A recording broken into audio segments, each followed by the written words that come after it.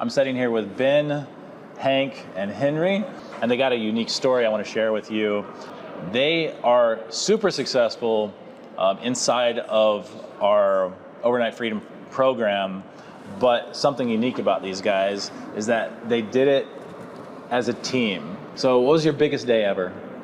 Biggest day was 11,000. Do you think that you guys would have had the same success if you had done it individually outside of a pod? We got to success a lot faster. That's what I think is the biggest strength of having the group, is to fill in each other's gaps. So Right. you keep moving forward and you never stopped.